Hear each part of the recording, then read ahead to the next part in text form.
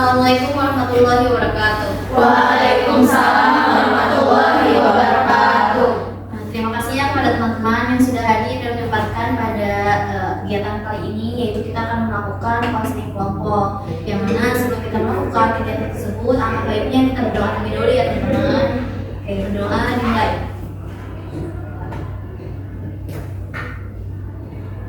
Berdoa selesai. Tak kenal kata sayang, jadi saya di sini ingin mengetahui nama-nama dari teman-teman ya. Mulai dari saya dulu. Perkenalkan, nama saya Tina Fadila sebagai fasilitator yang akan memfasilitasi kegiatan kita kali ini. Nah, umur saya itu berusia 25 tahun. Oke, salam kenal ya. Oke, dimulai dari sebelah kanan, silahkan. Ya, perkenalkan, nama saya Alex, saya berumur 20 tahun. Oke, hai Alex. Perkenalkan, nama saya Dina, umur saya 61 tahun. Hai. Oke, silahkan. Terima kasih. Perkenalkan, nama saya Budi, umur saya 18 tahun. Hai Budi. Silahkan. Baik, perkenalkan nama saya Yura Yunita, umur saya 38 tahun. Hai Yura. Selanjutnya, baik, perkenalkan nama saya Anton, saya berusia 28 tahun. Hai Anton. Silahkan. Baik, perkenalkan nama saya Ahmad, saya berusia 40 tahun. Hai Ahmad. Selanjutnya baju hijau. Perkenalkan nama saya Rifa, umur saya 42 tahun. Hai Rupa. Silahkan. Perkenalkan nama saya Adit, usia saya 23 tahun. Hai Adit. Yang terakhir. Perkenalkan nama saya Margaret, saya 43 tahun. Hai Margaret. Oke, kira-kira semuanya udah saling kenal belum nih? Insyaallah. Insyaallah ya saling kenal. Jadi di sini kalian sebagai anggota kelompok ya. Ada Alex, ada Ina, ada Budi, ada Yuna, ada Anton, ada Ahmad, ada Ulfa, ada Hadid, dan ada Margaret. Oke. Sebelumnya kita akan melakukan counseling kelompok ya sebelum pertemuan yang minggu kemarin ya. Jadi kita di sini akan melakukan counseling kelompok lanjutan yang mana kita akan menceritakan pengalaman Anda terkait dengan permasalahan yang sedang Anda alami, oke? Sebelumnya saya ingin menanyakan kepada kalian, apakah kalian siap melakukan counseling kelompok? Siap. Oke. Yang kita harapkan segala data atau informasi yang kita dapatkan dari diskusi kali ini harap ditutup rapat-rapat, dirahasiakan, jangan sampai kita membawakan ke luar halayak umum ya, oke teman-teman. Baik, jadi di sini saya akan minta kepada kelompok sekalian untuk menceritakan mengalami pengalaman permasalahan yang Anda alami ya. Oke, mulai dari sebelah kanan, silakan Alex. Iya, permasalahan di sini, saya adalah seorang imigran. Saya pindah ke Indonesia ini sudah 10 tahun. Dan di keluarga saya itu hanya saya yang bisa bahasa Indonesia. Orang tua saya tidak bisa, adik saya juga tidak bisa. Nah, saya sudah mengikuti kegiatan di sekolah-sekolah Indonesia, kemudian saya juga ikut sama ayah saya bekerja. Saya juga mengikuti komunitas. Nah, di sana di Amerika itu dulu saya sering banget, bukan sering malah selalu ya minum-minum alkohol, kemudian ganja seperti itu. Dan saya juga tidak bisa meninggalkannya di Indonesia, jadi saya masih menggunakan itu di Indonesia sampai sekarang. Apalagi saya juga ikut komunitas yang di dalamnya juga memakai seperti itu, jadi saya tidak bisa meninggalkan barang-barang tersebut.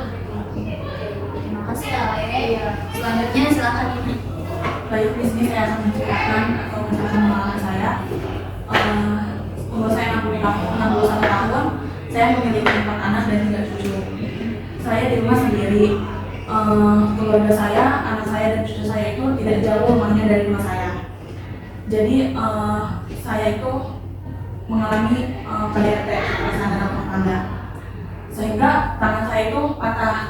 Saya berobat ke dokter. Nah, dari resep obat dokternya itu ada penghilang rasa sakit, yaitu kandungannya itu kandungan narkotika.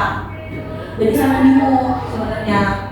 Kalau misalnya sama saya nggak diminum obat itu, saya akan merasakan sakit terus, itu sakit yang berkepanjangan. Jadi kalau misalnya saya nggak minum obat itu, saya tuh selalu setiap malam, setiap hari saya tuh selalu merasa kesakitan gitu tuh. Jadi kalau misalnya saya nggak mau merasakan rasa sakit itu, Kita tuh harus meminum obat itu gitu tuh, yang di dalamnya itu ada kandungan narkotikanya. Sebenarnya saya kesini itu dipaksa oleh anak saya, dan anak saya itu memaksa kesini gitu, memaksa saya gitu, karena saya itu sebenarnya memilih untuk berobat atau melakukan konseling individu gitu. Saya tuh inginnya itu hanya berdua dengan konselor gitu tuh, tapi saya kesini itu dipaksa oleh anak saya seperti itu, Kak. Oke, terima kasih ya Ina. Selanjutnya Budi, silahkan. Oke, baik. Saya umurnya 18 tahun.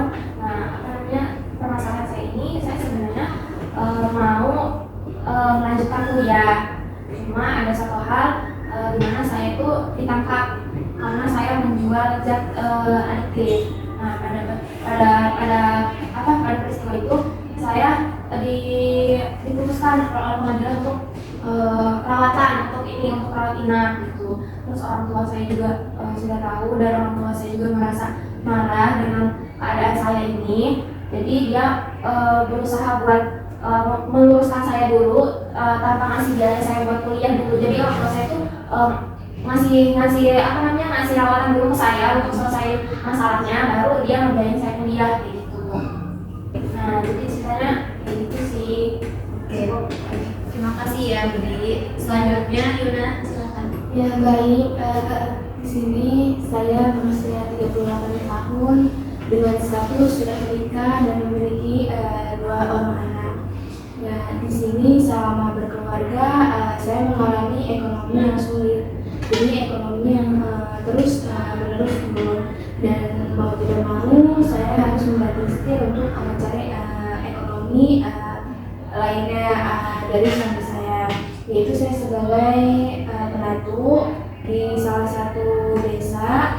Nah, setelah saya bekerja bertahun-tahun dan mengalami ekonomi yang sulit, namun ada kejadian yang sangat miris, yaitu di mana tempat saya bekerja itu mengalami kebakaran dan harus mengalami PHK pada karyawannya besar-besaran. Nah, dari situ saya merasa depresi dan merasa saya harus kemana lagi untuk mencari tambahan ekonomi untuk membantu keluarga saya agar ekonominya meningkat. Nah, di satu sisi saya sulit berbicara dengan keluarga saya karena saya merasa malu dengan ekonomi saya yang menurun.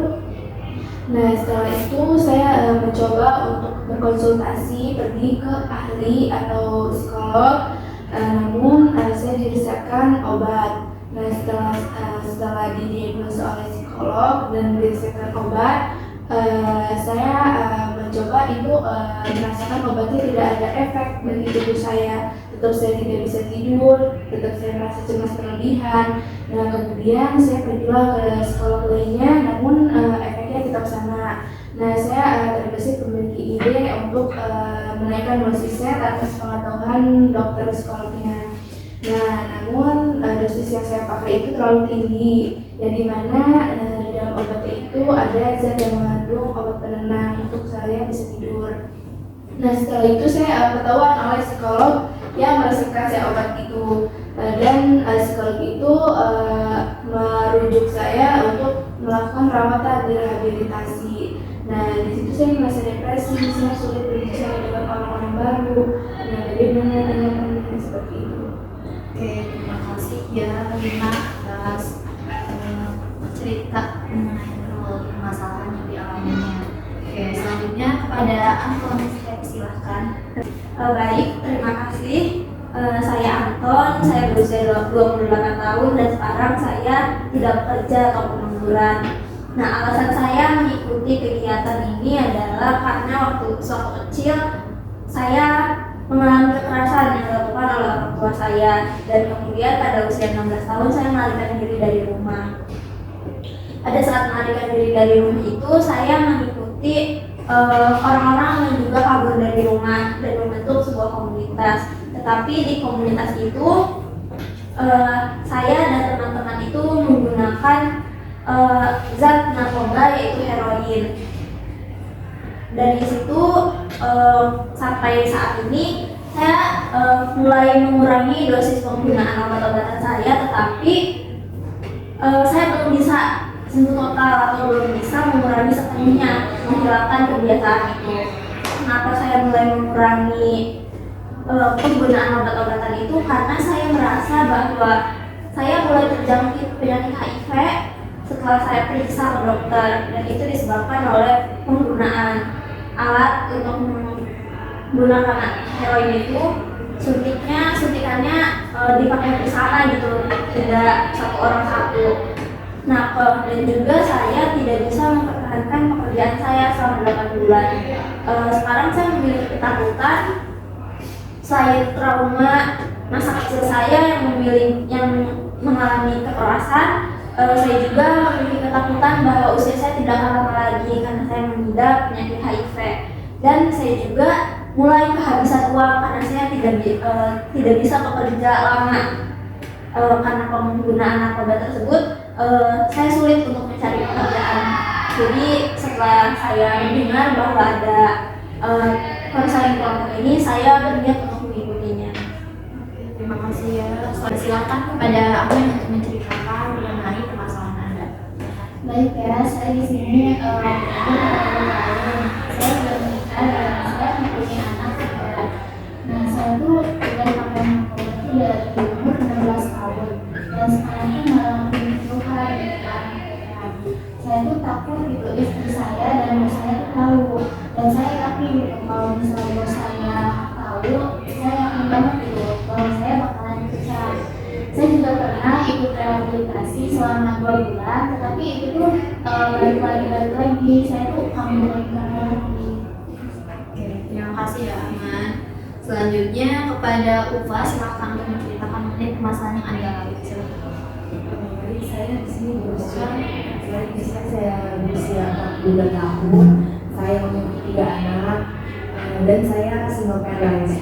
Ya, dikarenakan suami saya berselingkuh dengan janda, jadi menjadi janda menjadikan istri. Saya bekerja pada waktu dari pagi sampai malam, balik pulang. Saya bekerja di sekolah sebagai pembantu.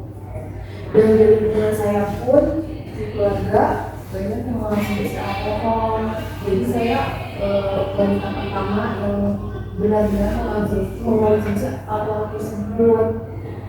Dan karena itu anak saya yang tidak itu jadi malu sama saya, jadi nggak menganggap saya sebagai seorang ibu karena saya bukan Terima kasih atas ceritanya. Saya turut prihatin mengenai permasalahan yang menimpa Anda. Silakan kepada Adit untuk menceritakan mengenai permasalahan yang Anda alami.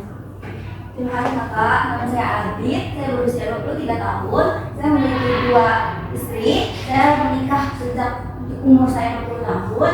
Nah, saya ini bekerja di perusahaan yang untuk tenaga pemasaran, jadi untuk promosi. Nah, karena saya hanya bercerita pada istri saya kedua, saya menceritakan semuanya tentang saya. Bisa sampai sini, sampai saya menunjukkan itu dari istri saya yang kedua. Nah, sedangkan yang istri saya yang pertama itu saya masih belum terbuka sama dia. Padahal saya menikah lebih dulu sama dia, saya belum terbuka. Nah, yang di istri kedua kan saya mendapat kebutuhan dari dia untuk melakukan perawatan untuk rehabilitasi. Karena saya mau mengalami sampai masuk perawatan rehabilitasi ini, saya itu mengkonsumsi mengisap ganja. Sebenarnya saya sejak di umur 14 tahun saya sudah mengkonsumsi ganja dan sebagainya. Dan di istri yang saya pertama ini dia sedang hamil. Nah, karena istri saya yang kedua ini mengajukan saya untuk perawatan, karena katanya tidak baik untuk bagi janin dalam tubuhnya. Ya, dalam itu istri saya kedua ini. Terima kasih ya. Selanjutnya kepada Margaret, silakan untuk menceritakan mengenai masalah yang Anda alami.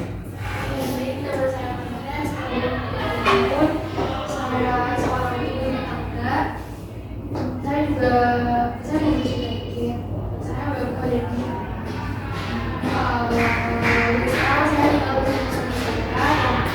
Kemudian saya kemasan saya. Ya, sebuah sekali dari RT. Sehingga saya juga punya anak.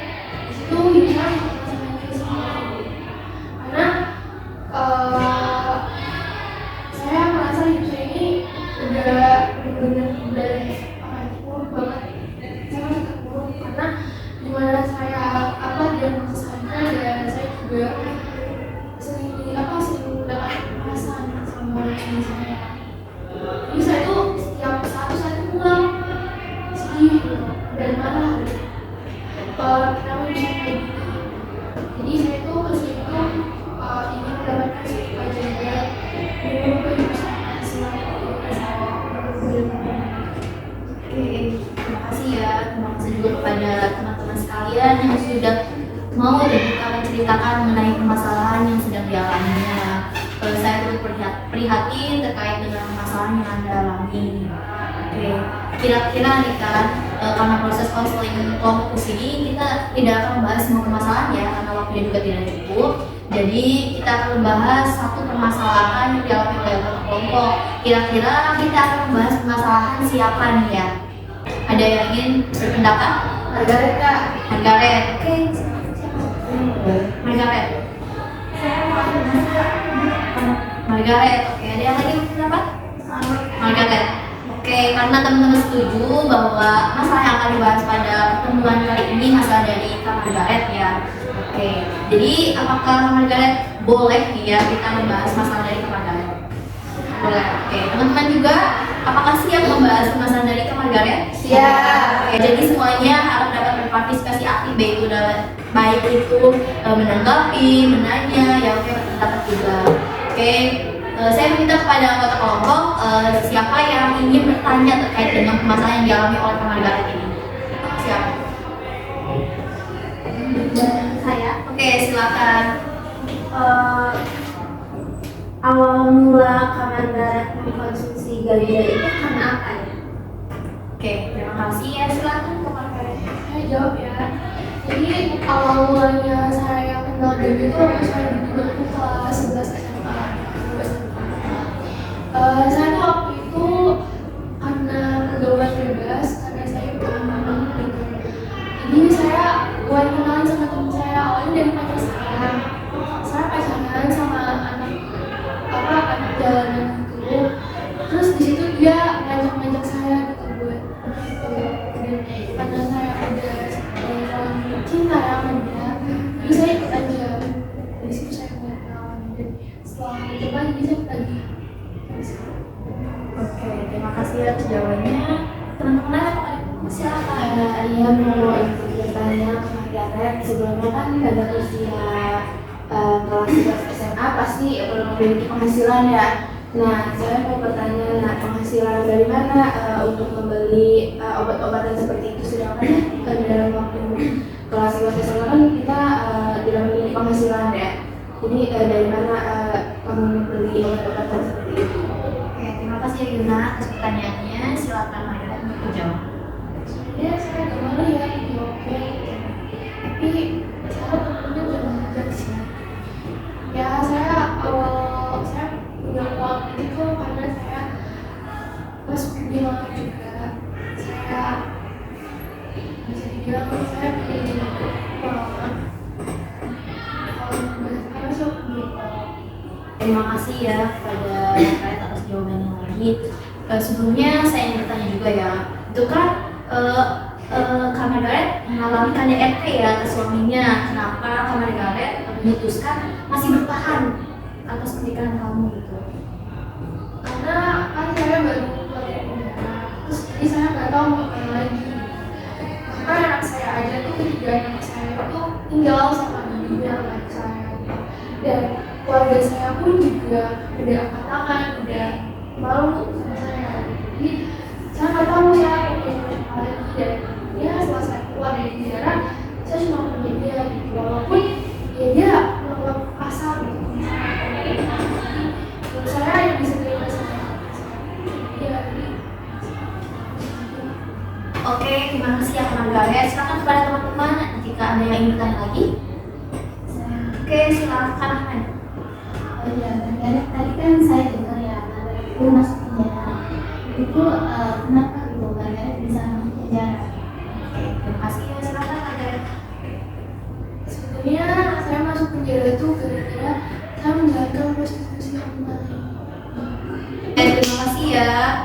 Silakan kepada teman-teman jika ada yang ingin bertanya lagi. Oke, silakan. Kak Margaret, saya mau nanya, kalau boleh tahu, sebelumnya Kak Margaret kan mengkonsumsi narkoba seperti itu ya. Sebelumnya udah pernah coba buat rehab belum? Sebenarnya waktu itu saya udah pernah sekali rehab gara-gara saya udah pernah tahu ya kan. Dan akhir karena kemarin waktu itu saya pernah kemarin terus bisa direhab. Dan setelah saya rehab lagi itu saya akan lagi karena lingkungan saya juga jadi buruk. Berarti dari lingkungan. Terima kasih ya. Ada yang ingin tanya lagi? Silakan. Sebelumnya kalau Gareth bertanya, kan nama Gareth sangat terkenal. Apakah perintah itu disebabkan dari pekerjaan kakak, pekerjaan malam, atau dari adanya pemakaian narkotika? Kalau sebabnya tapi saya kurang tahu pasti, tapi ya bisa jadi karena dua hal itu. Kadang kan saya juga melakukan dua hal itu ya, jadi saya nggak bisa tahu dari mana awal mulanya. Itu nanti sudah dicek Sudah. Terima kasih ya. Barangkali ada yang ingin bertanya lagi? Saya mau nanya. Ini kan kakak kan tadi bilang kalau kakak itu udah mau ya sama kehidupan kakak gitu. Terus apa yang kakak inginkan di dalam kehidupan kakak ini gitu, sementara yang kakak itu udah mau sama kehidupan kakak gitu. Terima kasih. Silahkan Mbak. Yang saya inginkan dari kehidupan saya itu, saya ingin hidup asli seperti orang-orang gitu, yang apa ya, hidupnya normal gitu, kayak punya suami yang baik, dan saya juga bisa mendukung anak-anak saya gitu, jauh dari lingkungan yang buruk seperti itu gitu, diterima oleh masyarakat gitu. Oke, terima kasih Amanda. Saya ingin tanya juga, kira-kira apa solusi yang telah kakak ambil untuk mengatasi masalah yang kakak lakukan itu? Udah beberapa. Yang pertama itu kan saya rehabilitasi dan saya juga udah mencoba untuk menjauhi pasangan saya gitu, tapi saya kayak gak bisa gitu, karena saya takut kalau saya jauh dari dia, saya gak bakal diterima oleh orang lain, kayak orang-orang jauh sama saya gitu, karena saya anak dari sebagainya. Jadi saya takut diterima. Jadi hal yang Bapak lakukan itu berrehabilitasi. Saya ingin bertanya kepada anggota sekalian, jika kalian mengalami hal yang sama seperti Kak Margaret, apa yang akan kalian lakukan? Dari saya ya, sungguh permasalahan yang dialami oleh Kak Margaret kompleks sekali ya. Kalau jika saya yang mengalami permasalahan tersebut, saya sudah sadar bahwa apa yang saya lakukan itu adalah sangat-sangat salah. Kemudian saya juga ingin hidup saya kembali normal, mungkin sebelum akhirnya saya meninggal ya, karena saya mungkin usia saya sudah itu, karena HIV kan obatnya belum ada gitu.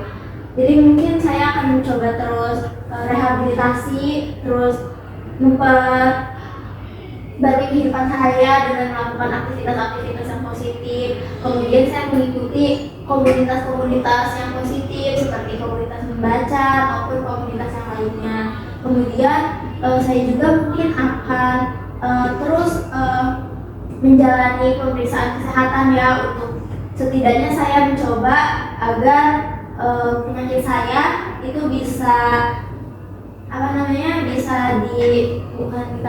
setidaknya dihambat lah gitu, agar proses itu tidak terlalu cepat seperti itu. Oke, terima kasih. Apakah ada yang lainnya? Ya, silakan. Ya, kalau yang saya tadi pahami terkait masalah Margaret itu, sebelumnya kan tadi Kak Margaret pernah cerita kalau dia mau hidup ada. Nah, begitupun sama dia juga mau kenalin pasangannya karena terlibat kasus yang terus-menerus itu. Nah, menurut saya jangan pernah takut meninggalkan lingkungan toksik, karena bagaimanapun di luar sana tuh banyak lingkungan yang membawa kita ke arah positif. Dan jangan pernah takut untuk meninggalkan laki-laki yang tidak baik, karena di luar sana masih banyak laki yang masih mau dengan kita dan masih banyak yang baik gitu. Seperti itu. Oke, terima kasih. Apakah ada yang ingin menambahkan lagi? Oke, silakan. Nah, kalau saya memang permasalahan tentang modern ini sangat kompleks sekali, dan sampai orang tuanya pun angkat tangan. Tapi yang saya akan lakukan itu untuk memperbaiki komunikasi, balik lagi ke orang tua, memperbaiki hubungan dengan baik, dan balik kayak meminta maaf dan meminta maaf dan mengakui kesalahannya. Terima kasih ya. Silakan Budi. Kalau misalkan saya ada di posisi seperti itu, saya akan meng-cut off orang-orang yang sama aja sih sama yang lain juga gitu kan, meng-cut off orang-orang yang benar-benar sangat-sangat udah berubah banget gitu kayak misalkan handphonenya ganti, nomor HP-nya ganti gitu. Terus teman-temannya juga ya udah jangan merasa nggak enak gitu, tinggalin aja gitu, jauhkan yang tidak berguna. Terima kasih ya teman-teman atas tanggapan-tanggapannya, pertanyaan-pertanyaannya. Nah, di sini saya akan balik lagi kepada kamar galet ya. Jadi kita sudah membahas mengenai kemasan kamar galet nih. Kira-kira apa yang dapat diambil dari diskusi kita kali ini? Ya, yang saya ambil tuh dari dari itu saya dibuatin untuk saya harus berubah lebih baik, saya harus menjadi dengan saya sudah tahu nih caranya dulu gitu. Jadi karena saya sudah sadar, jadi saya harus gerak lari gitu. Jadi saya peduli saya dan mencoba untuk lebih baik. Jadi kira-kira apa yang akan kamar galet lakukan untuk kedepannya? Kedepannya sih saya bakal mungkin saya akan bisa dengan suami saya, dan saya mungkin akan mencari lingkungan atau komunitas yang seperti ini gitu ya, untuk rehabilitasi atau untuk seperti ini. Dan saya juga bakal membantu komunitas saya yang berada di dalam saya. Terima kasih. Jadi itu yang akan kakak lakukan di depannya. Oke, saya tunggu kabar baiknya ya. Jadi ini proses konseling kelompok kita pada hari ini yaitu membahas permasalahan dari kamar galet ya. Jadi sebelum kita mengakhiri acara konseling kelompok ini, saya akan meminta kepada anggota kelompok untuk memberikan kesan dan pesannya terhadap kegiatan konseling ini. Saya meminta kepada Kak Alex untuk memberikan suatu kesan dan pesannya. Silakan.